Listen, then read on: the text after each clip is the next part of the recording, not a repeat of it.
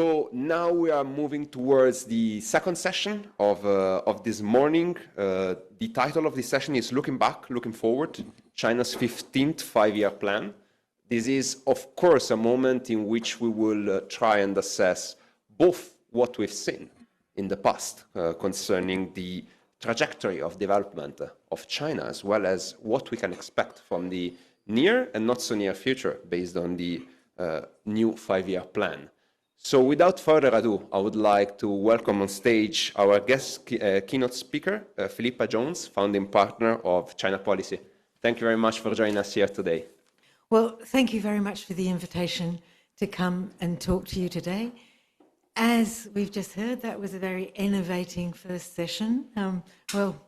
Stimulating first session, perhaps I should say. I'm afraid that I don't think I'm going to improve the pool that's a bit over the discussion at the moment. But I think it's very important for us to understand where China's going, why it's thinking, what it's trying to do. My company, China Policy, which is now known as CPGI, CP Global Insight, as we've moved on from just doing monitoring to working more closely with companies on their strategy and how to actually deal with the massive changes that are happening globally. In the past, we always used to think that our job was to help people understand how Beijing saw and planned for its world. It really was never a world that we necessarily wanted to share. It wasn't how market economies thought their economies should be organized, but it was important, if you were going to be at the table, if you were going to be talking to Chinese ministries, Chinese authorities, partners, that you understood where their thinking was coming from. That's ever more important now. So, as you know, the details of the 15th five-year plan will be announced at the two sessions next March. And there will be a lot of details. Some of the things have already, we know what the big outline is. But if you're following China Policy over the years, you know that it is such a massive process that we can quite easily tell you more or less what's going to be in the 15th five-year plan, because it's researched, it's telegraphed, it's written about, it's talked about ad infinitum. The interesting thing this year is there has never been so much international attention on Chinese planning. And there has industrial policy in economic planning was not what advanced economies did. But as I said, now there's extraordinary attention on how China got to where it is and what is the role of the five-year plan and its industrial policy. You know, the planning and Chinese-style planning these days is regarded by some as possibly a maturing long-term economic alternative. And we are surprised in the discussions that we have how many governments are asking us more and more about, well, how do they do it? Can we think more about planning? How do we engage in industrial policy? So we're now looking at the 15th iteration of how Beijing has engaged in its own economic planning. Now, what happens if I do this? So there's my contents. So now I just wanted to, first of all, look at this readout from the Politburo meeting last week. It's just another instance of how Beijing repeats and doubles down, underlines what its priorities are. You can't miss it. If you're looking at Chinese what is happening in China and how Chinese policy is evolving. What is interesting about this is, I'll just read a few. Deepen reforms to unleash vitality for high-quality development. Focus on improving people's livelihoods. Prudently address major risks. Interestingly, the number one is prioritize domestic demand as the main driver and build a strong domestic market. Now, that's why I asked that question about what is consumption.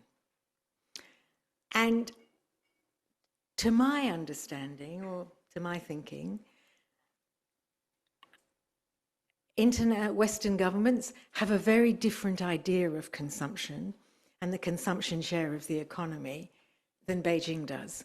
Beijing is talking all the time at the moment about consumption.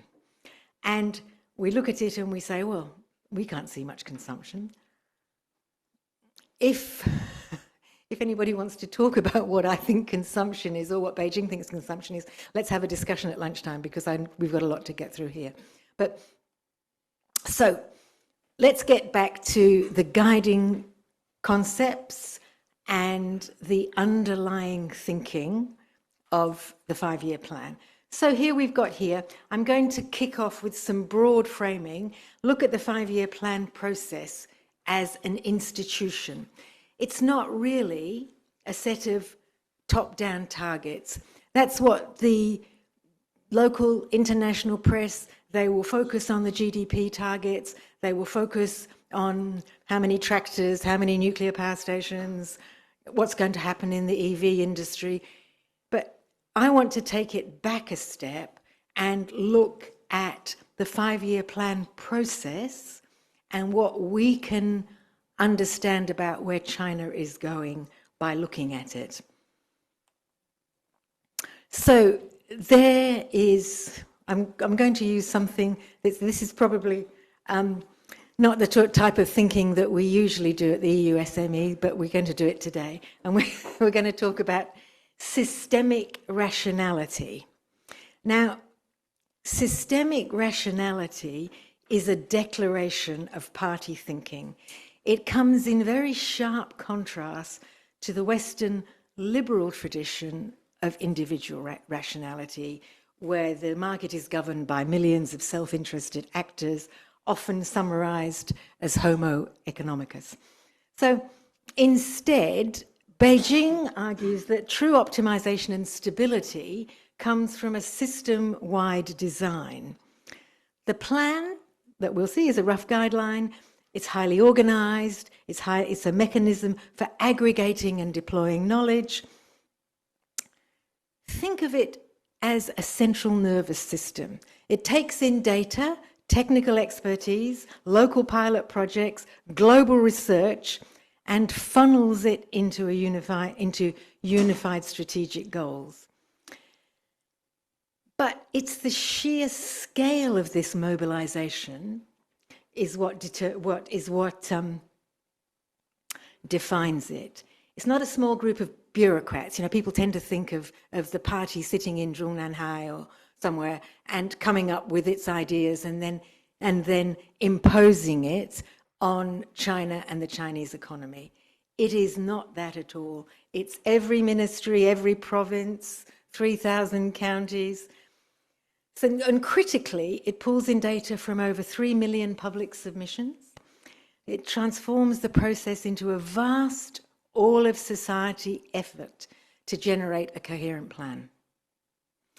And this is the main message I want everybody to be able to take away, is that the effort that goes into this and the iterations over 15 years, of course it's been up and down, we'll talk a little bit about the history, means that China is more than ever eating our lunch. It's a force to be reckoned with. It's something that I have to admit that this morning I felt in the first session that we're still carping at China and we're very worried about it, and we want to be reciprocal and we want it to be a level playing field.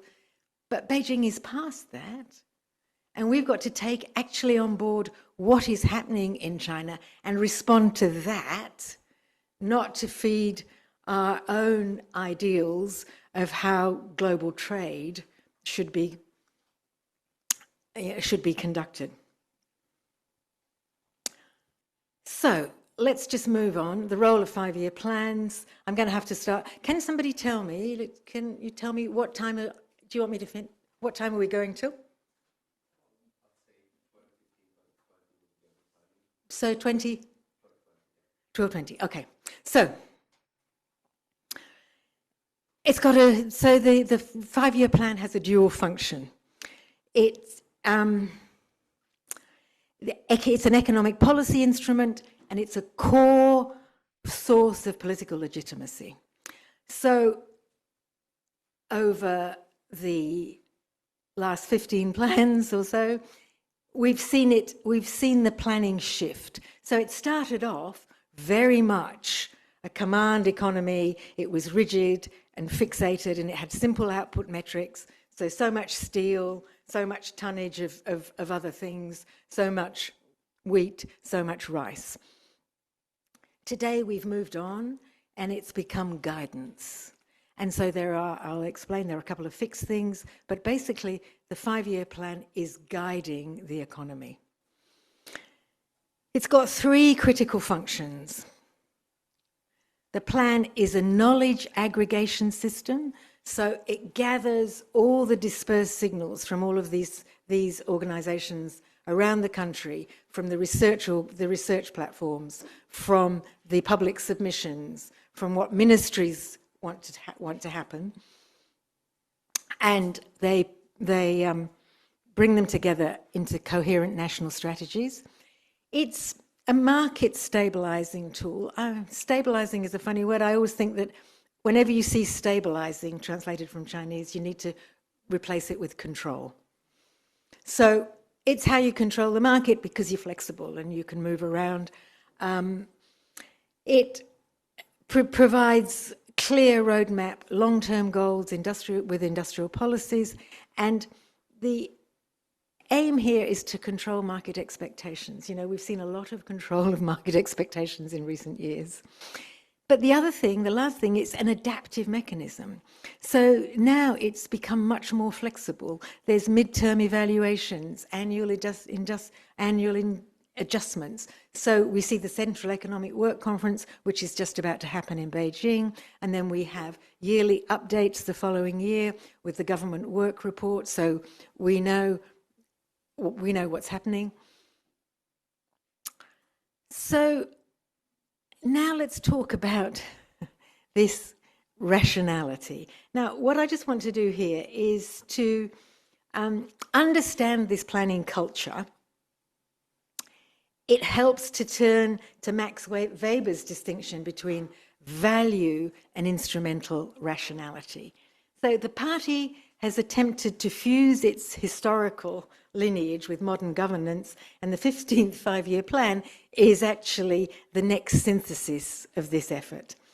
So the value rationality that Beijing pursues is the why. It's the party defining the country's moral and ideological path. For the party, this is the non-negotiable normative core. It's the basis under which the party reserves the exclusive right to determine what the collective needs are, and whether that's through past population policies or current campaigns for common prosperity or whatever they're doing, they frame this as moral stewardship, and it's the absolute foundation of their legitimacy. Now, instrumental rationality is the how. So this concerns the sophisticated technocratic apparatus used to realise those value-driven goals.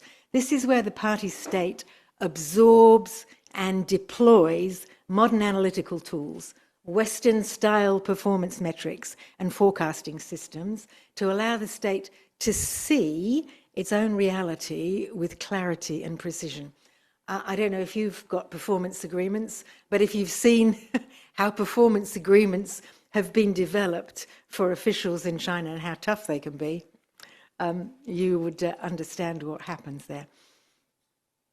So the 5-year plan is then the binding mechanism between the why, which is the value, and the how, which is the instruments and all of the technical work that goes into the 5-year plan. So it's the institutionalized process that translates ideological purpose. So, you know, if you like, the desire for social harmony and common prosperity into executable, measurable policy. So the massive mobilization that we talked about, 26 ministries, 3 million submissions, is all part of this instrumental logic. And then finally on this, Beijing touts this dual system as a crucial comparative advantage. And that's the issue that we're facing with this 5-year plan. And this is why the 5-year planning is just becoming more and more important for everybody outside China to take on board. So they believe that this structure grants them the speed, scale, consistency to guide national development and mitigate external risks. Ultimately, they achieve a reliable measure of domestic predictability for themselves that they argue multi-party systems like us that don't know which way we're going, and shifting coalitions, frequent elections, just can't match. And perhaps that's the point that we've reached, that we suddenly realise that, or not so suddenly realise, we've come to the gradual realisation that that this system is playing quite well for China. I'll just quickly go through here, building the plan. So historical recap. There was the planned economy. So the first ones were all about the industrial base. And then we had market transition, 1981 to 2000. And that's when the reforms were launched in 1978. And the focus shifted to growth, so there was high annual growth. And this is where that change happened. It changed it from being a jihua to be a guihua. Then we've had the socialist market economy. That's the 10th to the 13th. So this was meant to address structural pressure and slowing growth. So we've seen market forces and regulating most prices, but of course, a lot of the underlying price structure is what it doesn't address. It doesn't address that money is very cheap. It doesn't address that land is very cheap. It doesn't address that energy is provided very, very cheaply by government. And that's one of the critical issues that we're facing in all so many of our sectors, that it's the price of energy which is killing us. So, building the plan, well, we've talked about this. It's just all of these lots and lots of information coming together. Now, I'm now going to move to what is the research base. So it's all very well thinking that there is all of this information, but it's very interesting to pinpoint the research base.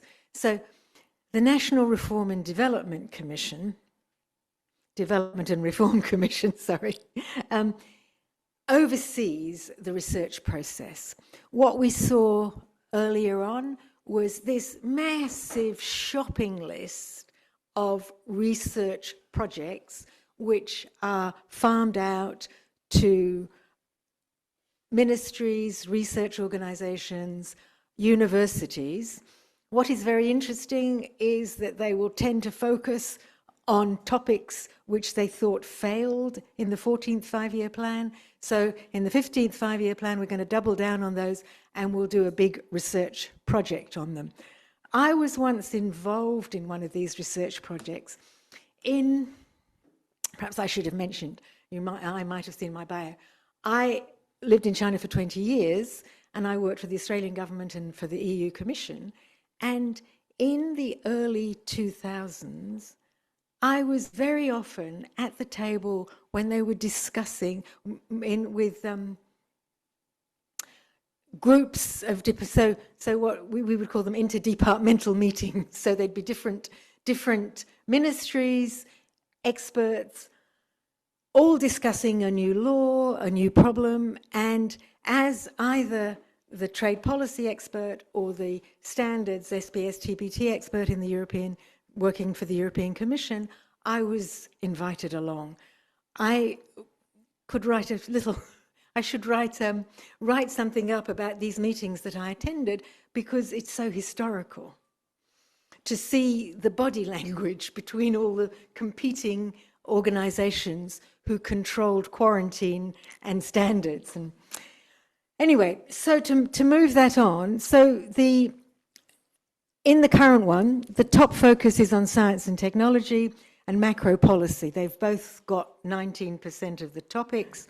The actors, well, it's interesting to see, you're either in Beijing or you are from a trusted part of the country, like where Xi Jinping spent most of his time. So there's a lot of Zhejiang faction in the who get research projects. There's joint coordination. So we're looking for they're going through all this, and we're ending up with alignment. So higher level regional plans ensure consistency across local areas. So there's it's, as I said, it's like a nervous system all coming together. So this is just a quick recap of what all the topics are.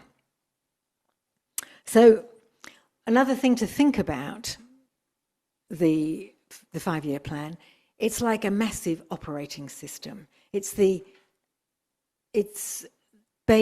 party state's response to an attempt at an operating system for whole of government and society.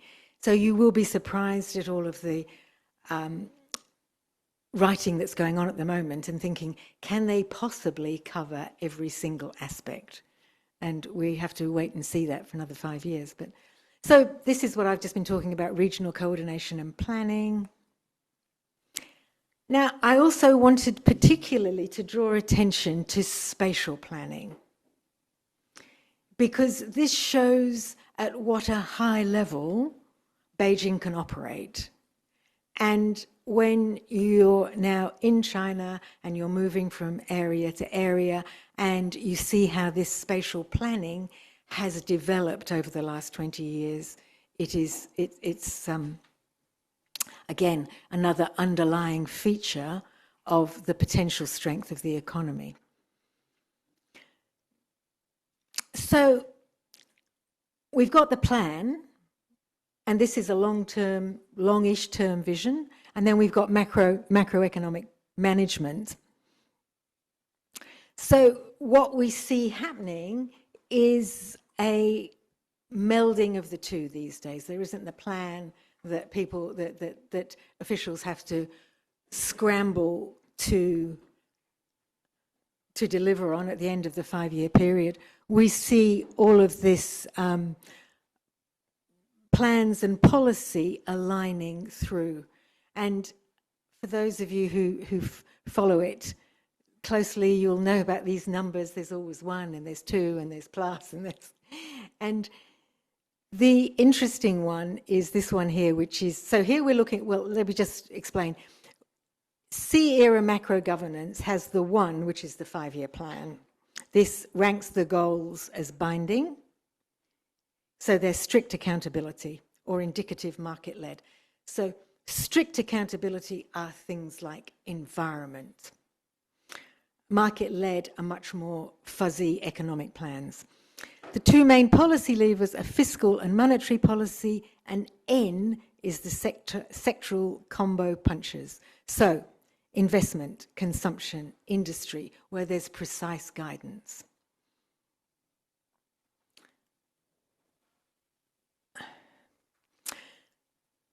So let's move to looking at actually what happens with these targets. That, as I said, we will be seeing the targets when the planning comes down, is announced in March.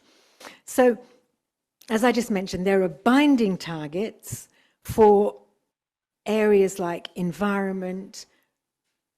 We know that environment is one of Xi Jinping's very, it's one of the areas that he gives special attention to.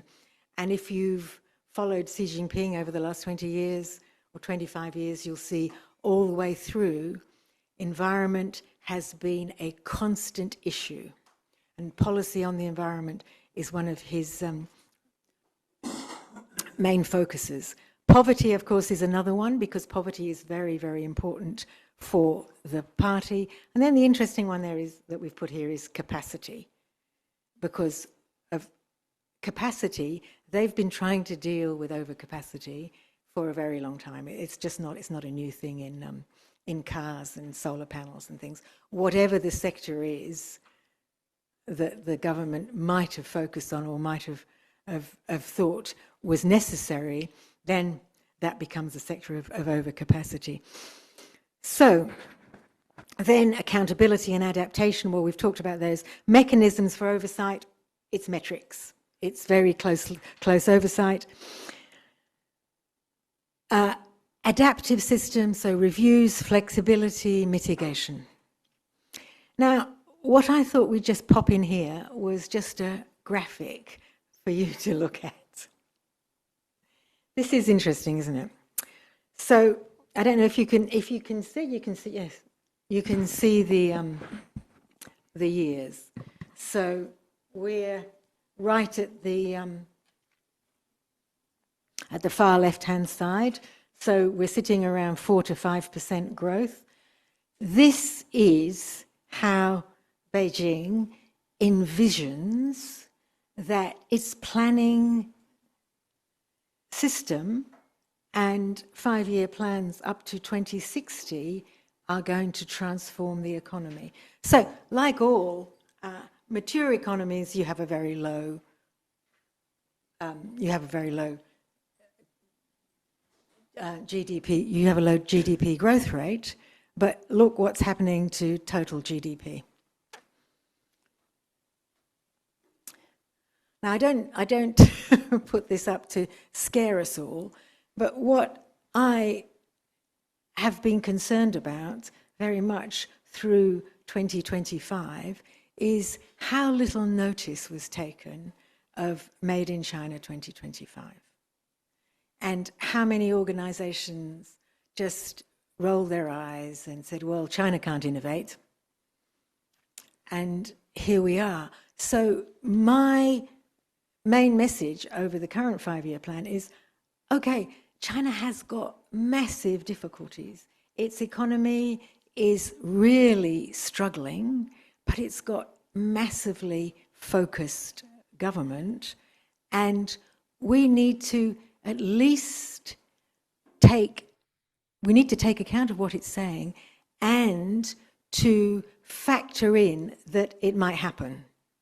Because we didn't factor in that Made in China 2025 was going to happen, and perhaps Volkswagen or Audi and the other German car companies regret now that they didn't. So then here are the distortions. So you have this very elaborate planning process, you've got some checks and balances, accountability, but then you've got lots of problems. So 上面有政策，下面有对策. So Beijing can have all the plans it likes, but the provinces and localities very often want to do it their own way. So there's always tension. We call it centre-local disconnect. So the disconnects and distortions result from rigid project-based rollout, and this has created the risk of involution. So we've seen this wasteful, vicious competition. So what we've seen now is that the policy is pivoted from rigid project-based to broader, more flexible policy guidance.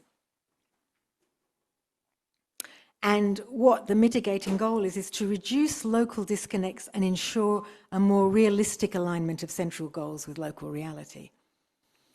Okay, so let's look here.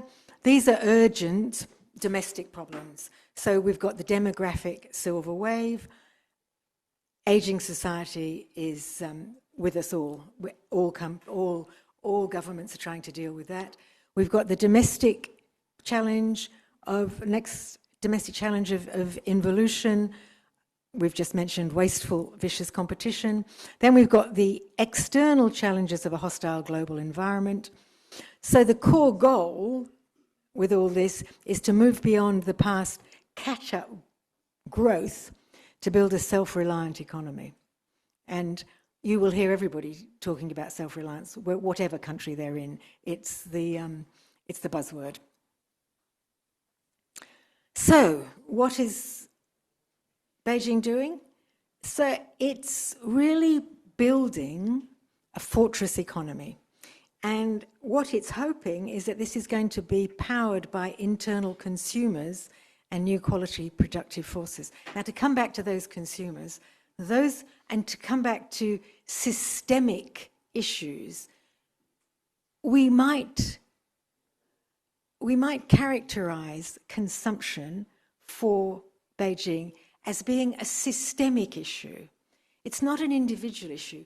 You don't go and buy yourself a new computer, or you don't decide you're going to buy a nice new dress or a new sofa, because the government systemically wants you to buy a computer, so it will reduce the cost of the computer. It doesn't want you to buy a new dress, so that's going to remain expensive. Might like you to buy a sofa actually at some point, because furniture production keeps people employed.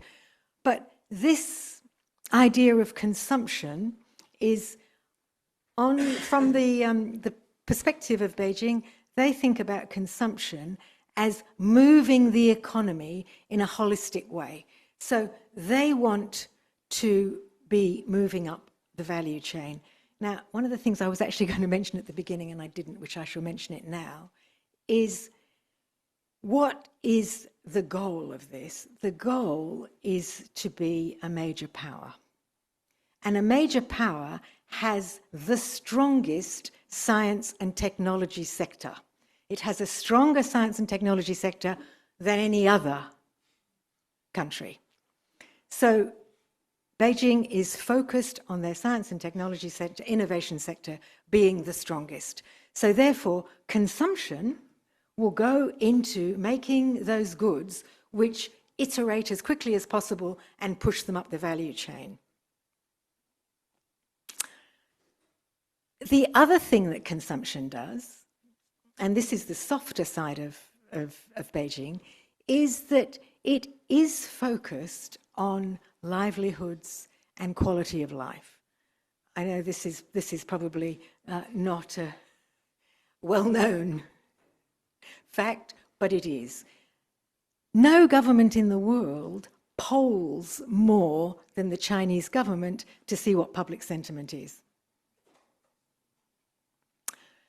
One of the things that how they are translating this into consumption is that they want to build consumption in areas of health, education, social services, aged care.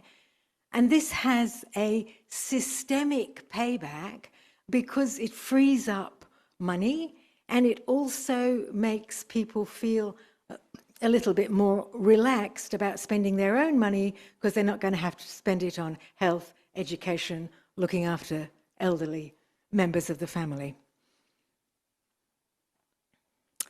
So that was consumption. Test 2. So the pivot. So test 1. So this is what they've got to do, is they've got to break the chokehold. So they've got to end Western tech dependency. This is self-reliance, as we said in science and tech, and that's just as I was saying. This is because to be a major power, that's where you have to dominate. So test 2 is unlocking the wallet. Well, that's just what I've been talking about, how you help people feel able to spend more money. And then test 3 is ending involution, which is actually probably the most difficult of all those. But need to move on. So what I want to do is quickly run through. I need 5 minutes. Yeah. So that's all the background. That's where they're coming from. This is all the work they're doing. And this is as you know, 1.4 billion people that this is targeted at. So let's look at not the targets or what's going to happen, but what's the core policy agendas. So it's to move the existing trajectory into a more aggressive posture. I'm sorry, it's just going to be aggressive. We have to really take that on board. So industrial behaviour, so if we like industry policy, will deepen into sovereignty. Social behaviour, so this is a very interesting one. I've just been talking about what they will do in social services.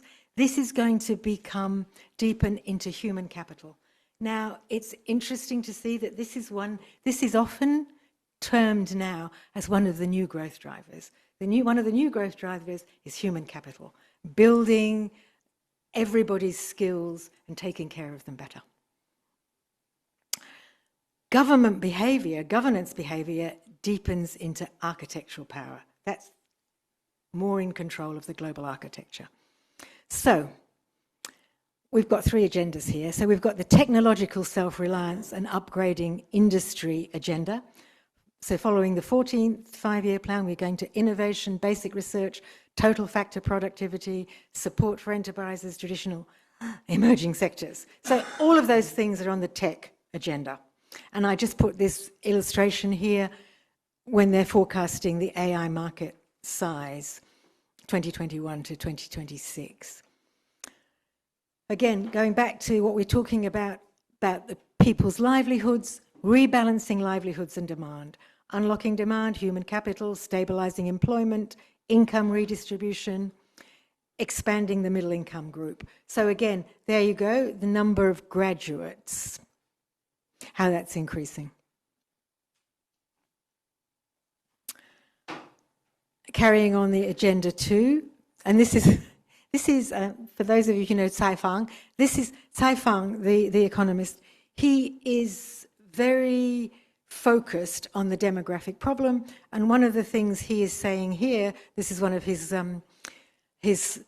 graphs, is that productivity and AI can outpace the dependency ratio.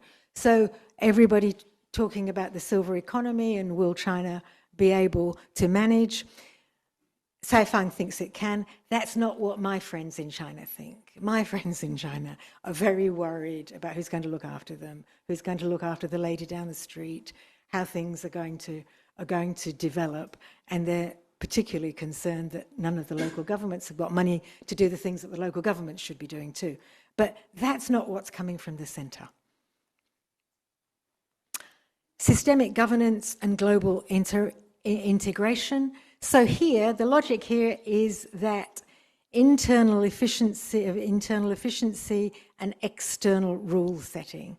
So more and more, they're looking at internal efficiency, which projects them outside. Now, I've just written a piece on, we were talking about agriculture, on agriculture called the China Standard. And it's how China is now setting the standards in agriculture that exporters are going to have to follow. It's happening in every sector, but it was very interesting to see how far along it is in agriculture. So more about the systemic governance and global integration. So, yeah, I can go back here. Can I go back? Oh, no. Yeah. So what I was, one of the things that we haven't touched on is financing and redirecting funds. Circulation of money, where you get money from, how IPOs, guidance funds, how the venture capital moves has been changing rapidly over the last few years. And that's what's happening on the STAR market, the tech market. So more global integration, we've just put that star market companies. So the next one I wanted to mention here is institutional opening. Now, this morning the Commission was focused on the fact that China is not open and it's not reciprocal. A lot of the arguments that come out of the Commission and come out of the Washington and the US these days just go straight over Beijing's head. You know, we've been there, done that. You know, we're not playing that game anymore. What they are playing is they're playing this game called institutional opening. And institutional opening is all about us being open as long as we set the rules. So this is a new trade meme too. So instead of free trade, they call it open trade. So open trade is where China gets to set the rules in smaller groups. Institutional opening is actually making sure that their companies work to global standards so that they have access into third markets. But in terms of getting access into China, the institutional opening is much more for countries and companies that are aligned, you might say, with China. But they talk a lot about institutional opening, and it is an area that the EU could possibly be pushing more on. You talk about institutional opening, let us into your institutions. Show us what your standards are. Let us be part of it. So, and of course, a greener and more digital future. So, this is the final thing. From factory to fortress. As if you read a lot of Chinese documents, you'll see that they love doing flowcharts like that. So we often pick them up, and but it's just a nice illustration. It's a very good illustration of their thinking. You know, they're always putting it into flowcharts, into diagrams. So we start here and then we go there. So, is it an operating system for the everything economy? Is it going to work? What's going to happen in 5 years' time? So they are expecting to be technologically self-reliant. They're looking at market integration, social welfare reform, green transition, institutional opening, and standards leadership all at once. So what we really need to take on board is that there's an architectural shift, and Beijing wants to set the terms. And until we take that on board and we respond in kind, we're going to be always on the back foot. So what I've said here, the era is over. It's the end of asymmetrical integration, where China was the factory and the West was the architect.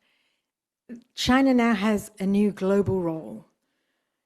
It's no longer seeking to catch up, but it's a peer seeking to set the terms. The core ambition is to engage the world not as a dependent factory, but as indispensable, self-reliant architect. So this is where Beijing sees the trajectory of the next 5-year plan going. And as I say, it's a high-stakes gamble. So they've got to, it hinges on passing the 3 structural tests. So breaking chokeholds, unlocking the wallet, and ending involution. So let's see. Now, this is rather tongue-in-cheek to put anticipate change at the end of my slide, because it's been my final slide for the last 15 years.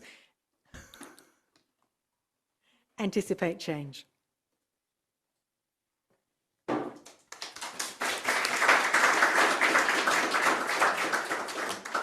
So I open the floor to questions, both online and from the audience. I see we already have a question from Sarah Medina. Thank you so much, Philippa, for your great presentation.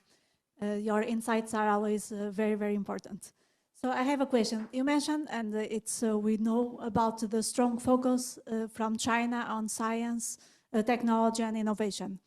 But there are recent information that from the Horizon Europe program from DGRTD that China will cut the co-funding mechanism.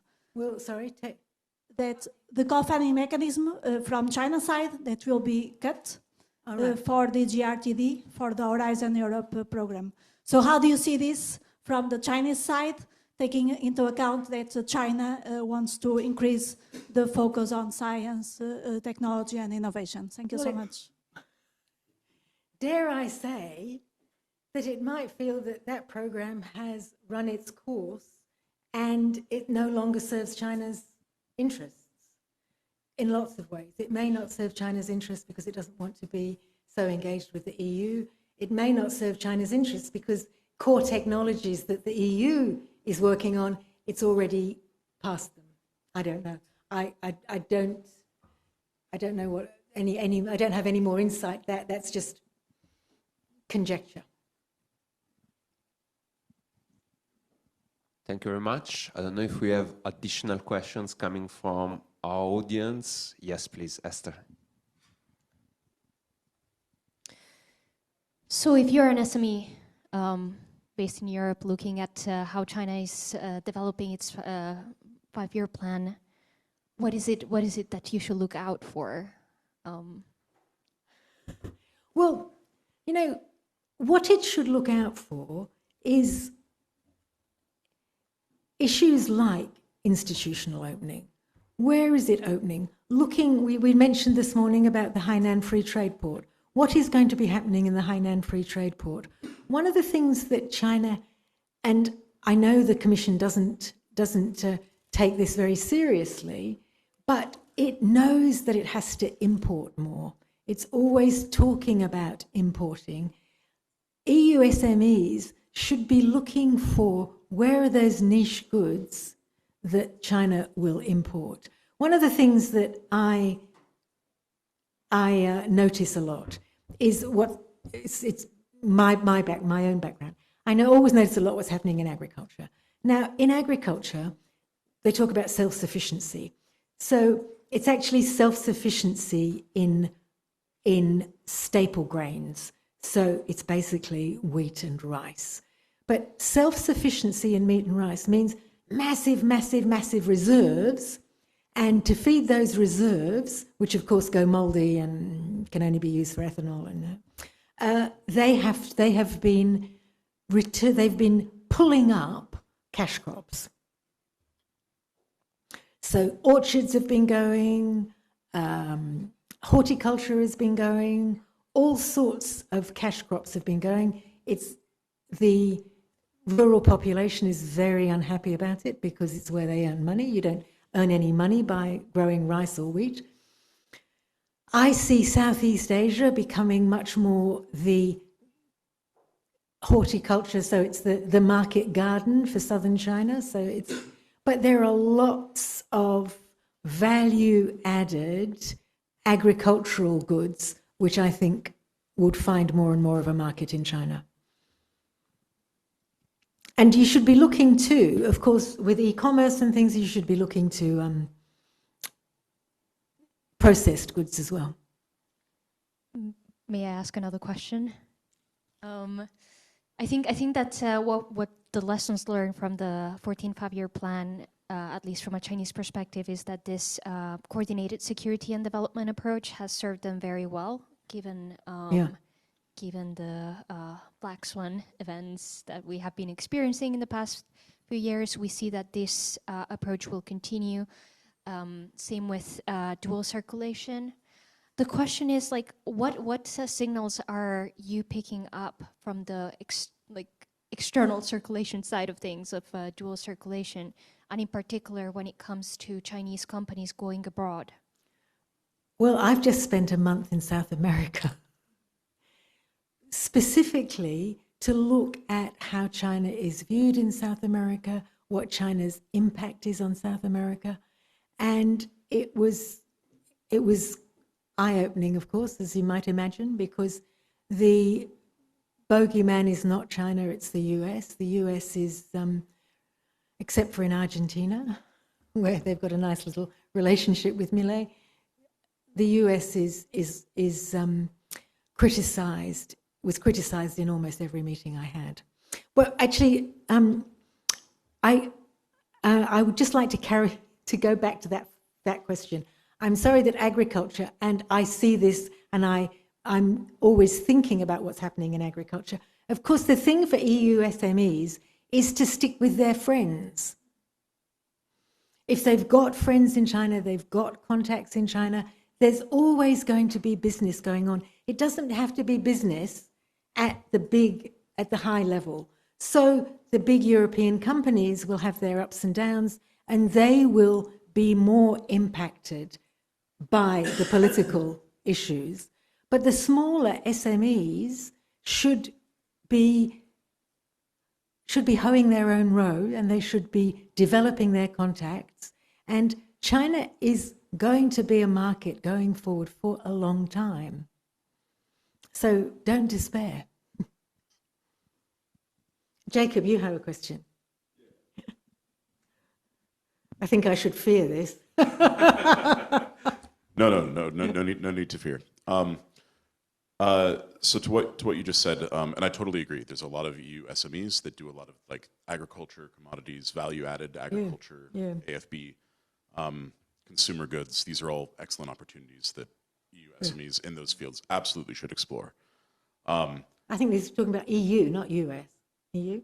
Yeah. EU. Sorry.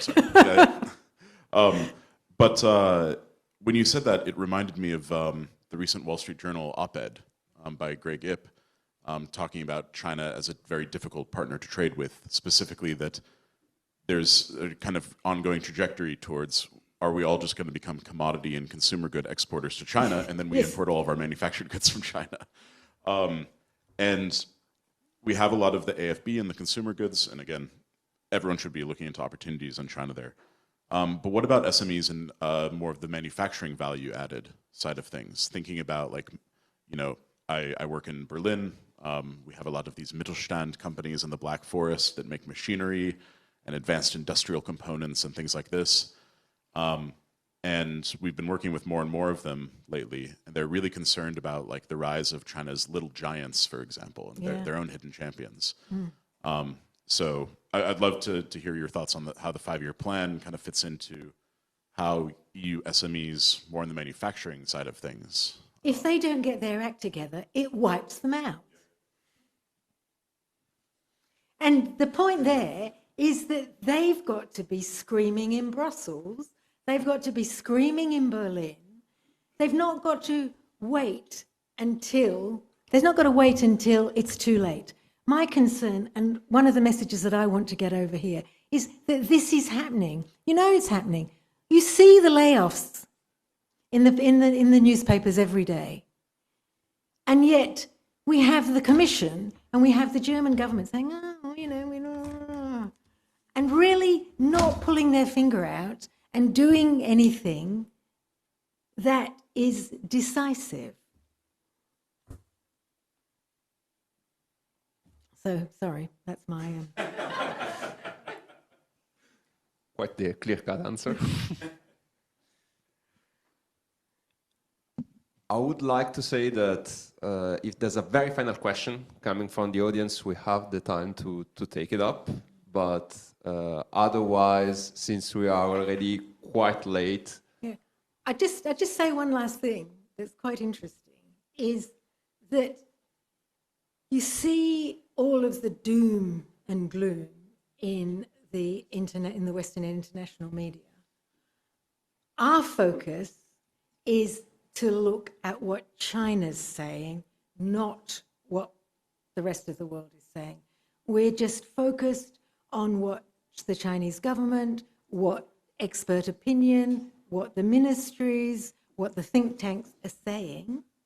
And you see, what I'm saying is probably more frightening than what you're seeing in the international media here.